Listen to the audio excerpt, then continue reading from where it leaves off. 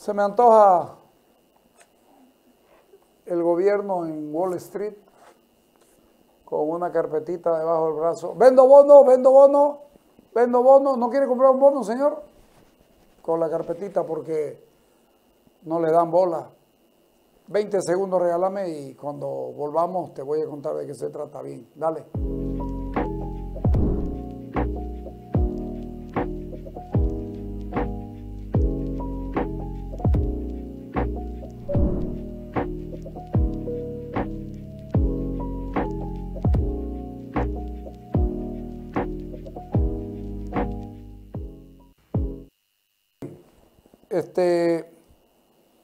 El gobierno boliviano ha salido a vender bonos, bicicleteando, como dice Waldo López. Pone un poquito de Waldo López, ya lo tocamos anoche, pero de todas maneras sirve para introductorio.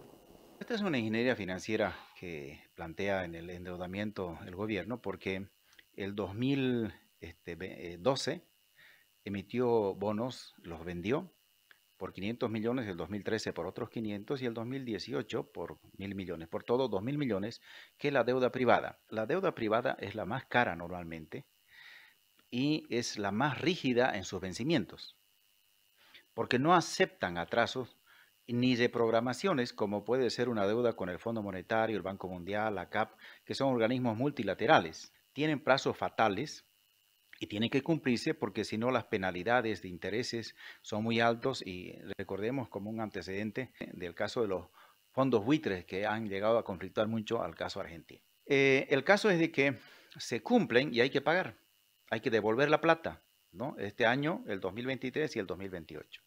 Para el 2023 y 2028 hay todavía tiempo y se puede, digamos, conseguir los recursos. Lo que está haciendo el gobierno es quererlos comprar por adelantado.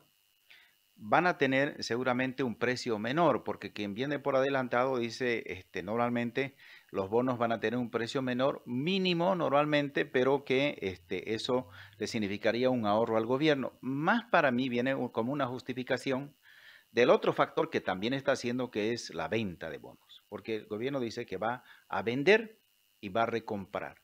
Vender bonos nuevamente quiere decir que va a emitir otros bonos y va a llegar a endeudarse más. Le va a significar dólares para el gobierno, también para las divisas, evidentemente, en el Banco Central, pero servirían para pagar la deuda que ya se está venciendo. Estos montos que ya se endeudó de 500 millones, luego otros 500 y 1.000 millones que ya mencionamos, fueron para infraestructura, para inversión en años anteriores. Y la nueva norma de que se ha establecido es que todo bono debe tener un destino específicamente claro. El gobierno tiene que especificar si los bonos que va a vender van a ser para pagar la deuda externa recomprándola y ampliando su plazo, o va a ser para inversión y para luchar contra el COVID. Van a ser para pagar. Y claro, estamos cambiando inversión e infraestructura por pago de deuda. Lo que significa, en pocas palabras, como bien lo decía Waldo ayer, bicicleteo. Pues están colocando los bonos una semana más porque nadie nos ha tirado pelota.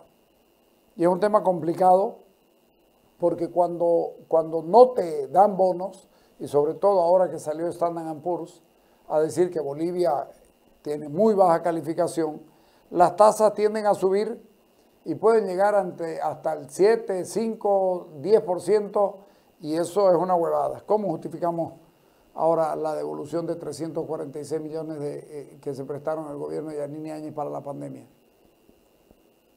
Yo les digo, hay un lío grave, hay un lío grave. La plata que se usa para bicicletear es cuando uno ya está jodido. Cuando te prestas plata para bicicletear una deuda y para pagarla y patearla más allá la deuda, siempre estás pagando intereses que son más caros. Eso es complicado. Ponerlo a Darío Monasterio, que le entiende harto. Dale. ¿Puede interpretar esta calificación que se da a nuestro país en materia económica? ¿Qué significa esto en un momento en el que el gobierno pretende colocar bonos a nivel internacional?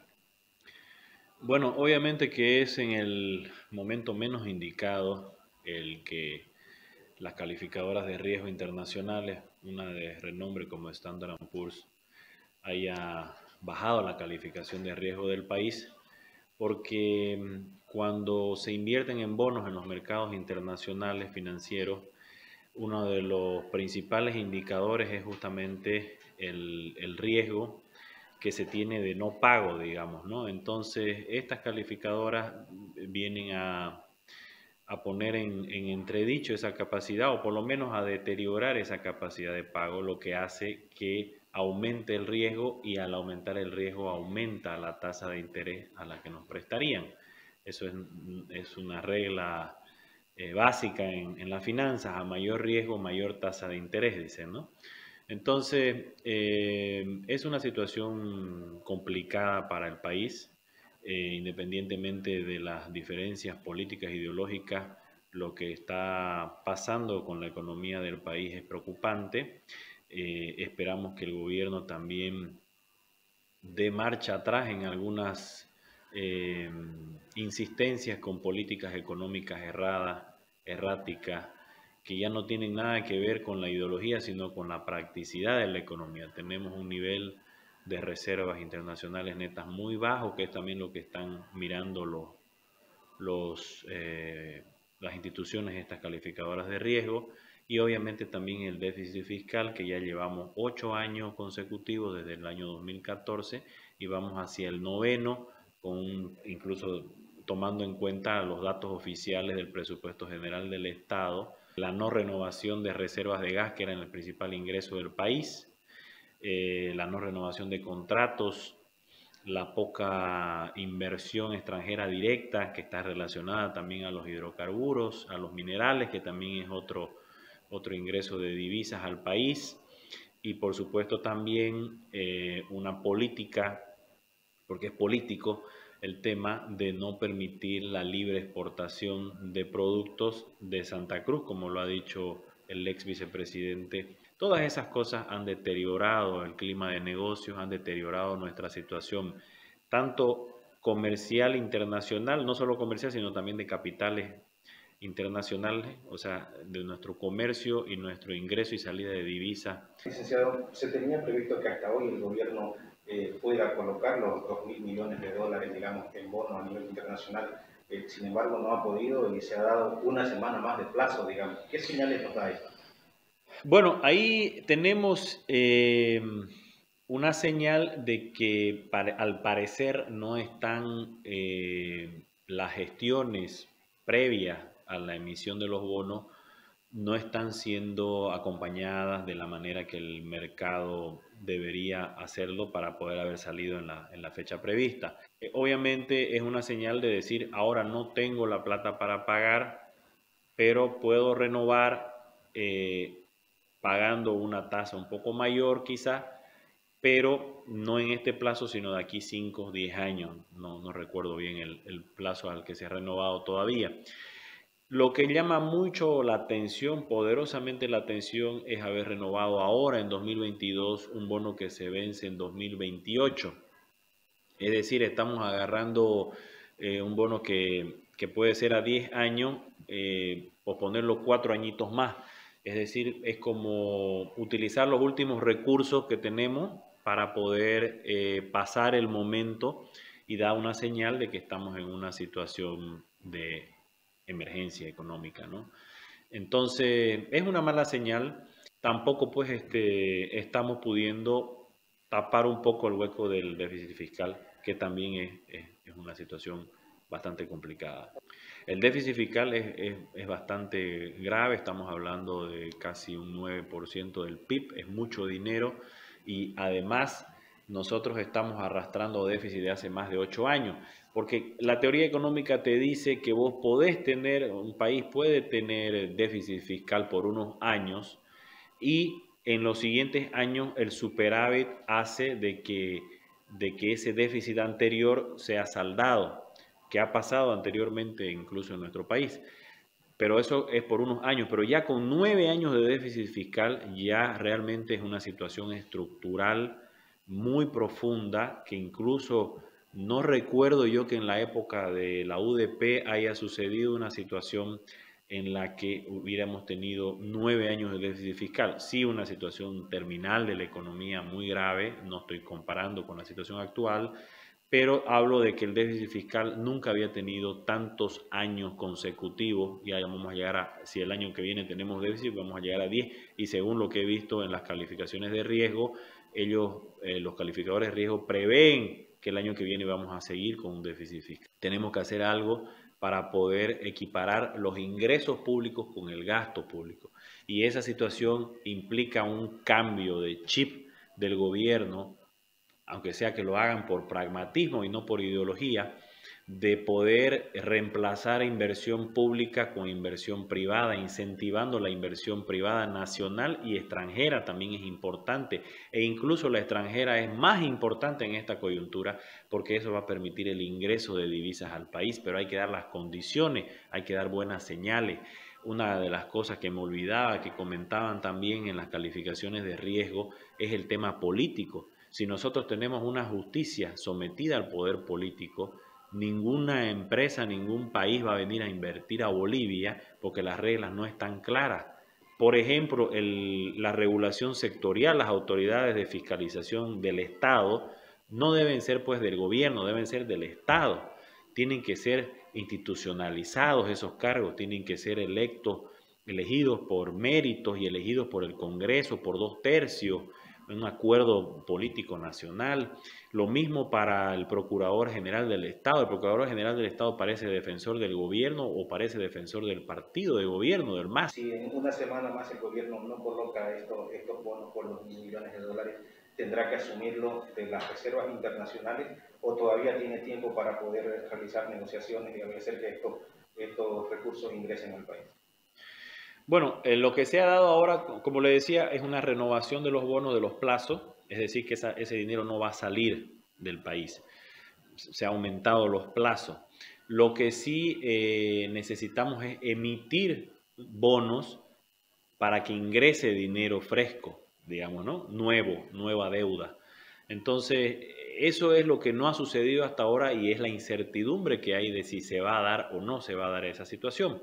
Esperemos que se dé, y si se da, se prevé que va a ser a tasas muy altas por las condiciones actuales de los mercados internacionales con rendimientos muy grandes en las bolsas de otros países, en los papeles de otros países, en bonos en Estados Unidos, en Europa.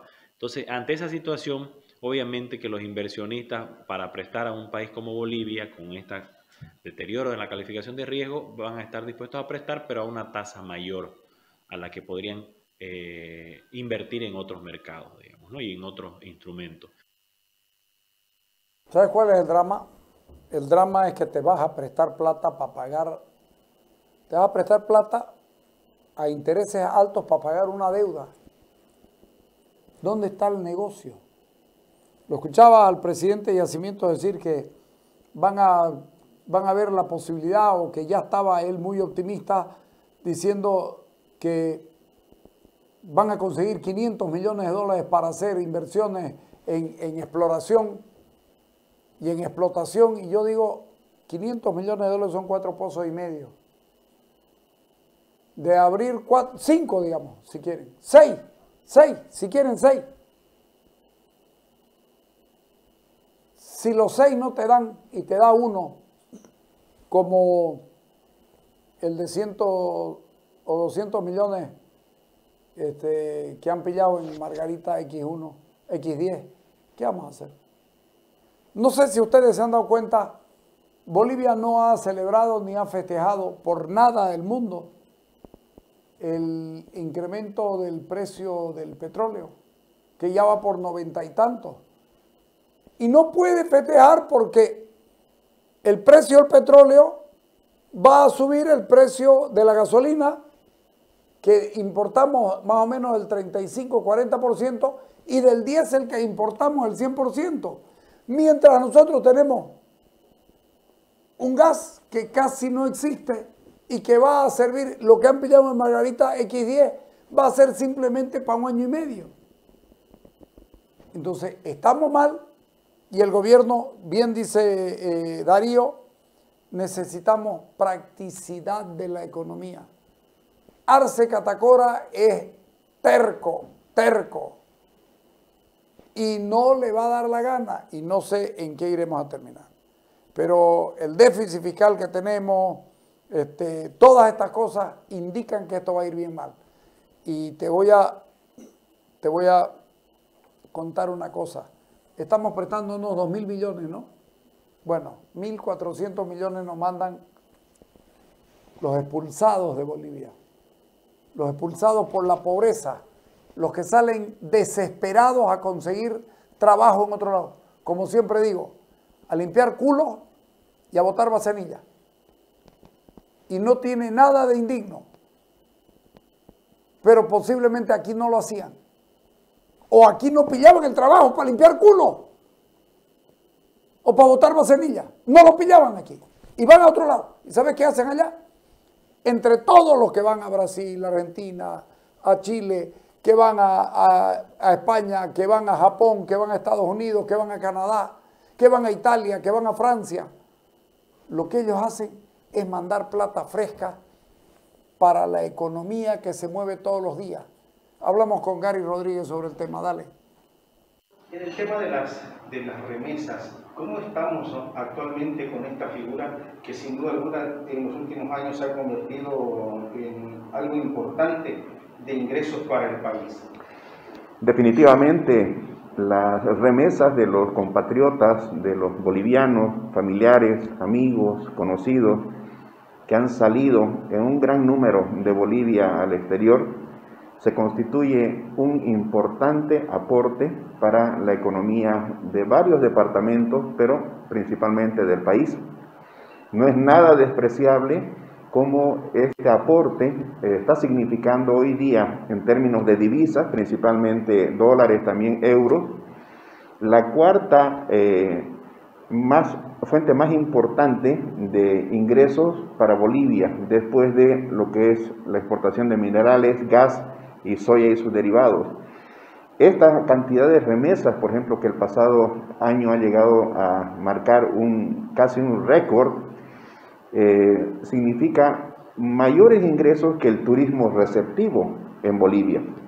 Según datos del Banco Central de Bolivia, en la gestión 2021 se ha dado un ingreso de casi 1.400 millones de dólares en solamente esta gestión, teniendo como origen principal a España, un 34%, Chile, 21%, Estados Unidos, 21%, y luego Argentina y Brasil con cerca del 5%, que es donde están las mayores comunidades de bolivianos que han ido a trabajar.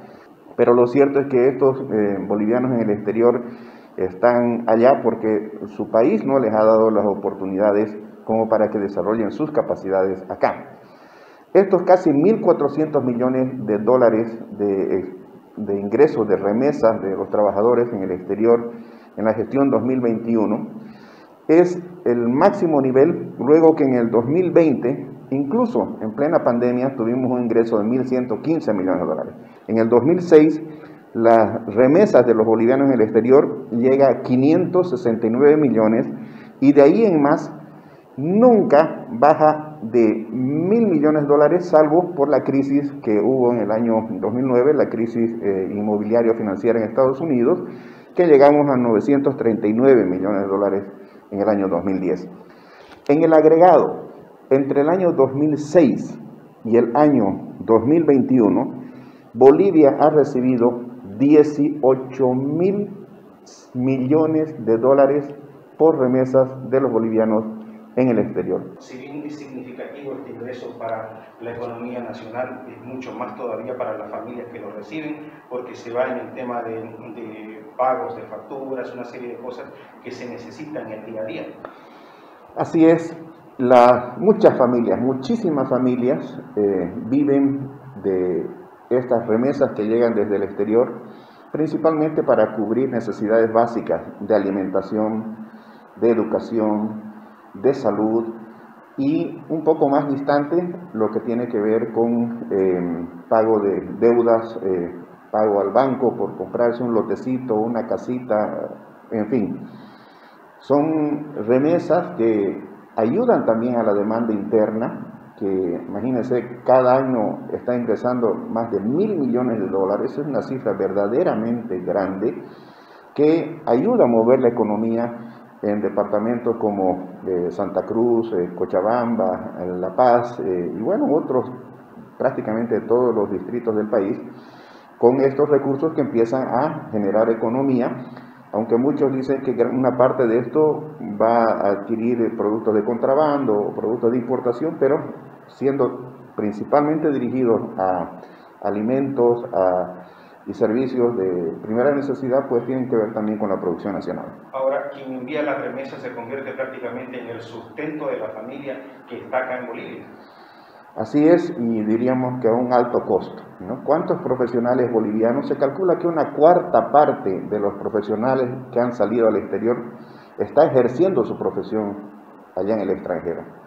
Pero las 3/4 partes de los profesionales que están allá o que tienen oficios están subempleados en labores básicas como trabajos domésticos, limpieza, cosecha en el campo de frutas, de hortalizas, cuidado de enfermos, cuidado de ancianos, trabajos no especializados, rutinarios en fábrica, en fin, y esto porque lamentablemente en muchos casos no han podido desarrollar sus capacidades en su propio país. Bolivia en estos últimos años, por los datos, digamos, se podría decir que se ha convertido en un exportador de mano de obra, digamos. Es lamentable decirlo, no tengo la cifra exacta, se habla de que hay más de 2 millones y medio de bolivianos viviendo en el exterior. Lo cierto es que de un tiempo a esta parte nos convertimos en un exportador de mano de obra, luego de mano de obra semicalificada, técnica, y también se ha dado una fuga de cerebros. Y eso no es bueno, porque el principal capital de un país no son las máquinas, es el capital humano, son los recursos humanos. Y nosotros como país tenemos absolutamente todas las condiciones para generar empleos dignos, empleos sostenibles en el tiempo, pero para eso hay que invertir, para eso hay que tener seguridad de mercado, para eso hay que tener buenas políticas públicas, seguridad jurídica, y claramente cuando estas situaciones no se dan, pues hay quienes optan por este sacrificio personal que es ir a trabajar en el extranjero para que sus familias tengan el pan nuestro de cada día. Es terrible lo que dice, porque no hay nada que uno no lo pueda comprobar y constatar. Fíjate vos, 1.400 millones de dólares, la gente que va a sacrificarse. Como dice Gary, hay de todo. Hay gente que con el tiempo ha logrado hacer su empresita allá, hacer empresas de servicio, a los que les va bien, pero son las minorías. Pero 1.400 millones de dólares ahí. Por debajo de minerales, gas y soya. Pero espérense un ratito. La cocaína le significa a Bolivia entre 5 y 6 mil millones de dólares al año. El contrabando, 3.500 millones de dólares. 5 y 3, 8 y 500, más los 400 de acá, 8, 900 más 1.000, 9.000 millones de dólares que entran a mantener la economía doméstica del consumo diario, de la compra de una casita, de una cosa de esta, o el incentivo al contrabando. Este es el país que tenemos, absolutamente informal, con un gobierno que no tiene la más peregrina idea de para dónde disparar. Entonces, cuando uno se pone a mirar estas cosas, queda muy preocupado. Porque no es correcto que pase lo que pasa. Está bien, el que quiera irse se puede ir a trabajar afuera. Yo tengo gente amiga y muy querida además, que está ya bien, ya está consolidada, ya puede. Y tengo otros amigos que mierda que les cuesta. Mierda que les cuesta. Y hay otros que no se vuelven de vergüenza.